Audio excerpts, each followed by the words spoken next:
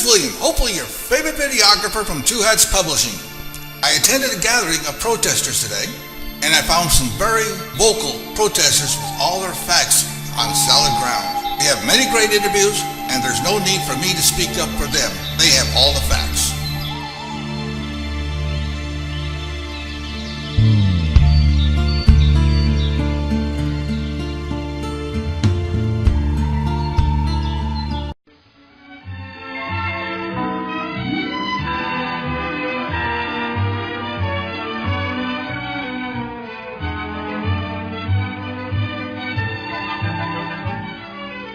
Anybody else want to sign?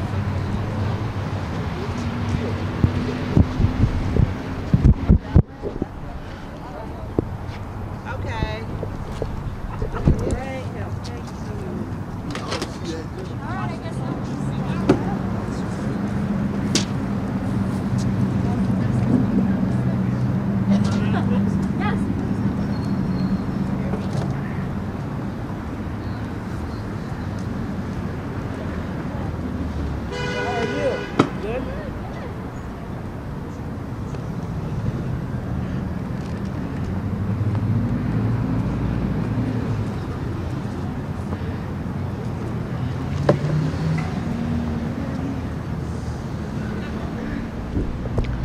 Ladies and gentlemen, Two Hats Publishing reporting in, and our protest has arrived.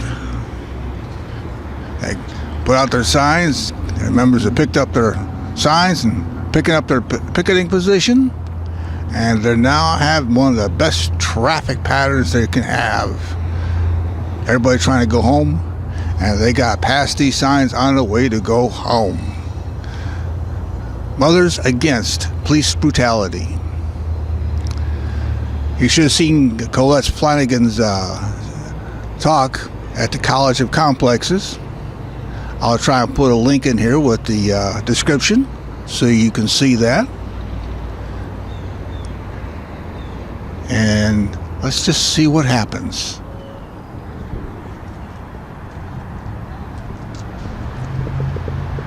So without further ado, please give a very, very warm welcome to Colette Flanagan.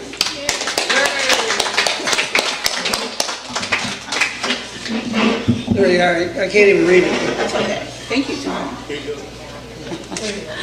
Hello, everybody. Thank you so much for having me tonight. My name is Colette Flanagan, and I'm the founder of Mothers Against Police Brutality. Mothers Against Police Brutality was birthed from my own personal grief. My son, my only son, the only son I will ever have in this life, Clinton Allen, was murdered by a police officer last year on March 10th. Clinton was unarmed, and he was shot 7 times, and once in the back.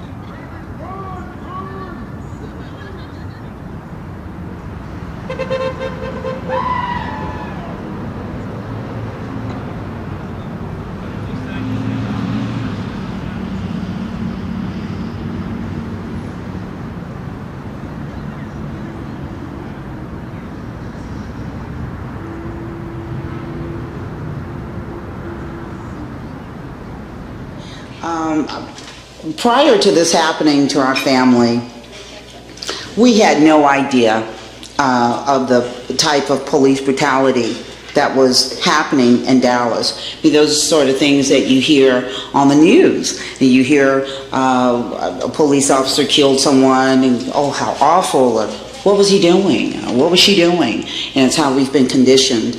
And when we found out that Clinton had been murdered, for us, it was like someone telling me that my 80-year-old mother had been shot by the police. Why would Clinton be killed by a police officer?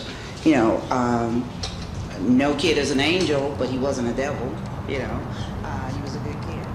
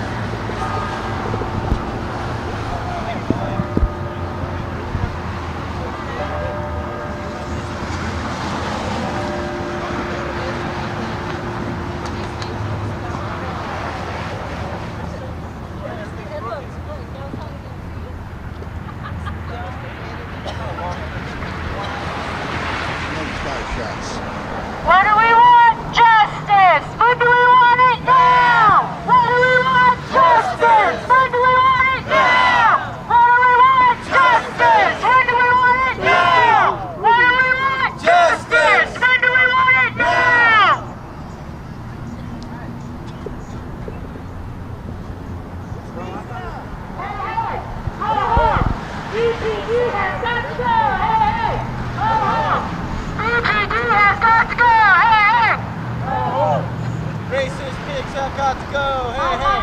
All the pigs got to go.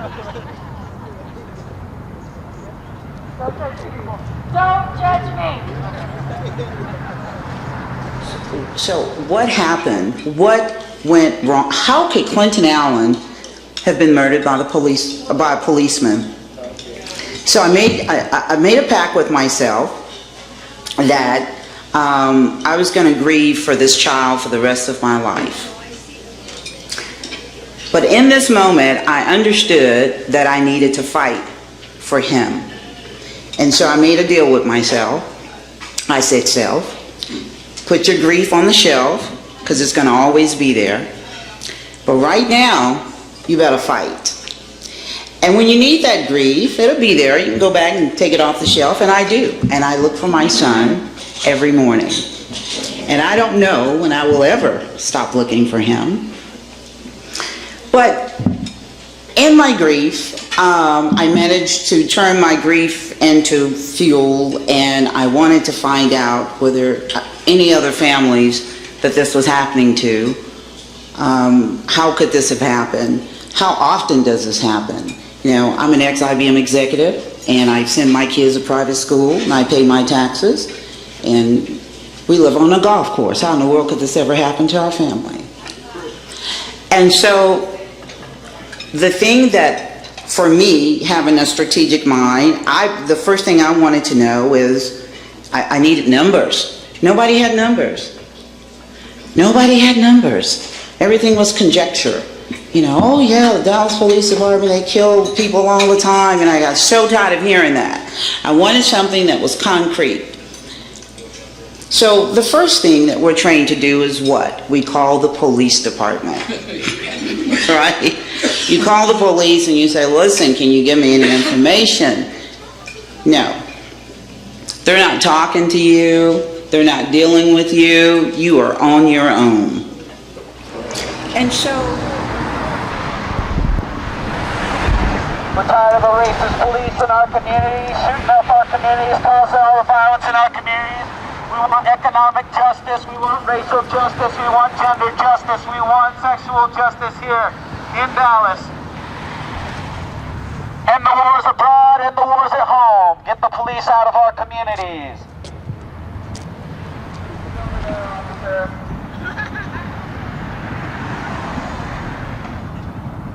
It's a good day for bacon. Yum yum.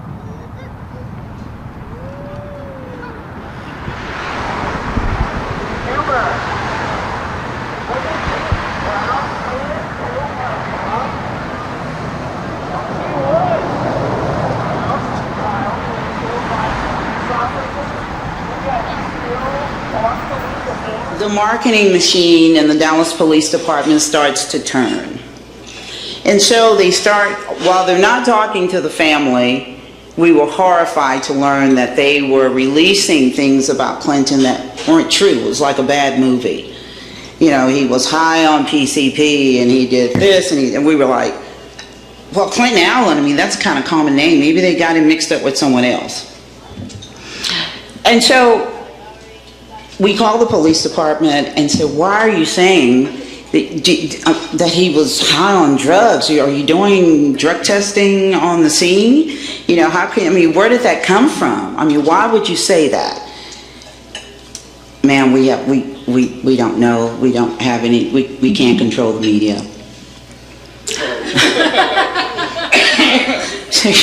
So they actually said that to us. Man, we don't know. We can't control the media. So we had 6 agonizing weeks of waiting for a toxicology report and autopsy, and guess what? Clinton was not high on PCP. So we called back. So can you please put a press release out and, you know, let people know? But you know, because I'm a mother, this is my son. You know, I put a lot of pride into this kid, and you know, and I just didn't like that. Man, we don't know where that came from. I mean, we just can't. We're sorry. In that moment, I knew that I was dealing with something that was much deeper, much bigger than even my son's death. So we started getting to know.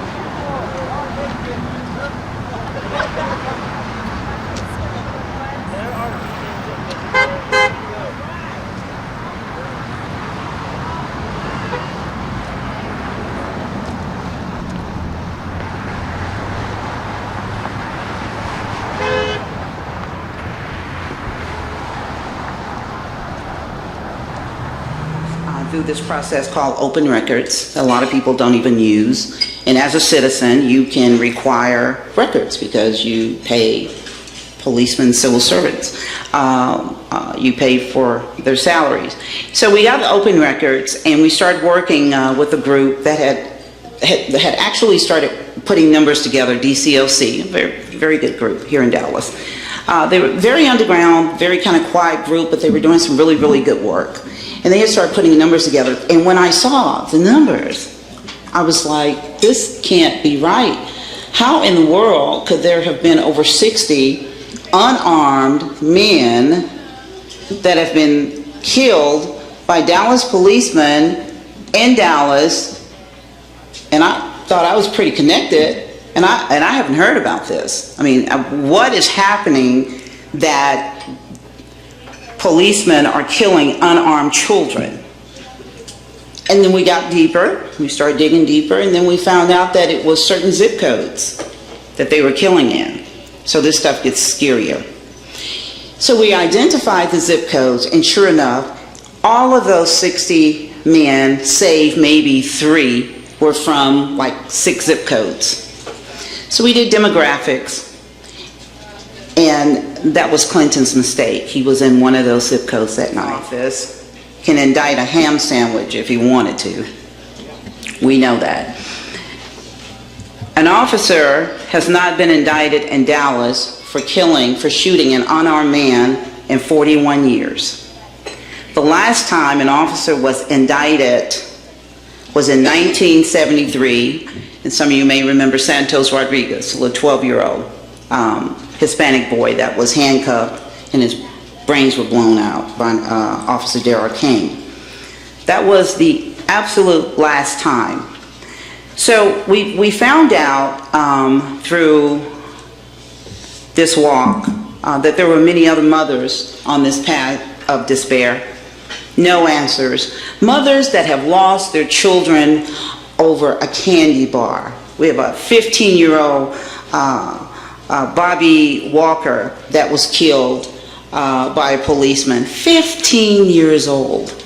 We have Kendrick McDaniel that was walking into a Taco Bell and had rolled a cigarette and put it in his ear, and an off-duty officer asked him to come here. And you know, kids, they're teenagers, they'll pop off. That's not a reason to die or to be killed. And the policeman wrestled him to the ground and shot him. We have a group of mothers in this city that are broken, that have lost their children. Can you imagine losing your child to the very institution that you have taught them since they were little to respect? You know, your kids come home from school and you say, listen, Mommy will be there in about 45 minutes. If anyone knocks on the door and they won't go away, you do what? You call the police.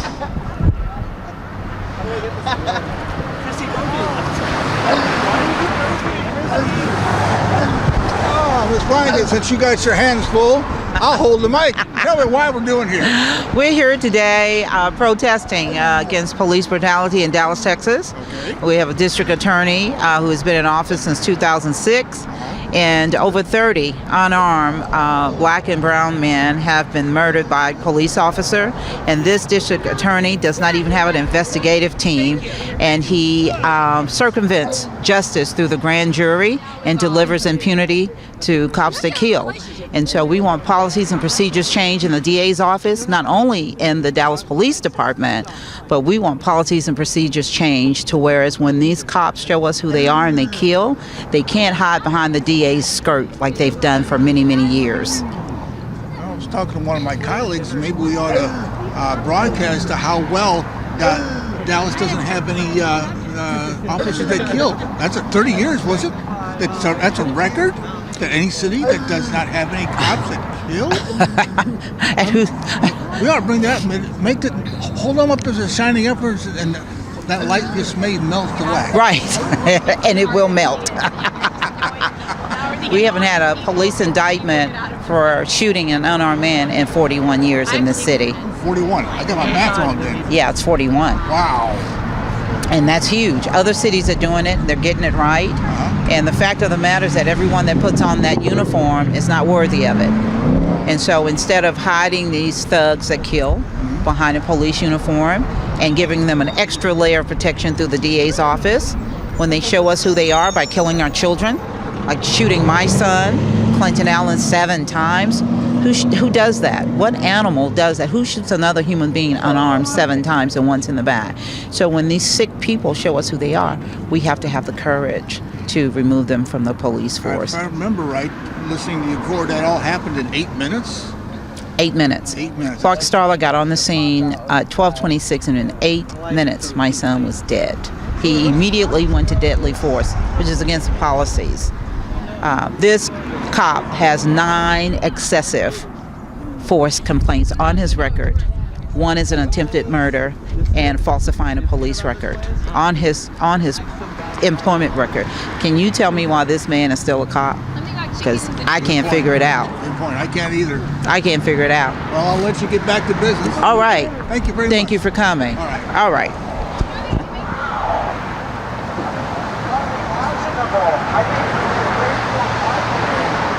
I would feel maybe the need to step down from that. Hey, Winkerson, Officer Winkers, how do you feel about being part of the violence in this community? What do you feel about the 72-hour reporting policy after one of you shoots an unarmed citizen? Does it make you feel good?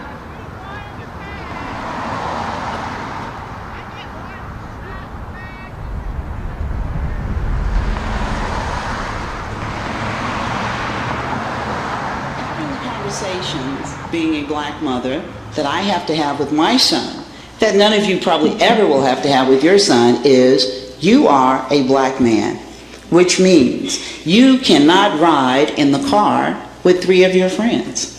You just can't. You know, my son, I remember when he was 14 years old, having to have that talk with him, wanting to go to the park with some friends, and I said, listen, Clinton, you know, if you ever get stopped by the police, comply. I don't care what they do to you, you just lie down, you don't fight them, because these are the conversations that we have to have with our black and brown boys. It's a very uncomfortable conversation, but that's the way it is. And so, going through this walk and finding other mothers that are just broken and can't even talk about it and have given up and thought that, well, who would not indict a policeman that shot my child 9 times? I have a mother whose son was shot 9 times, and his hands were up, shot him through each one of his hands, and then walked up to him and shot him in the head. That was the last shot. This is William, hopefully your favorite videographer from Two Hats Publishing. I hope you enjoyed this video. If you like it, please leave comments below, or like, follow, or subscribe to us and get notices of all our videos. We love it, even when you call.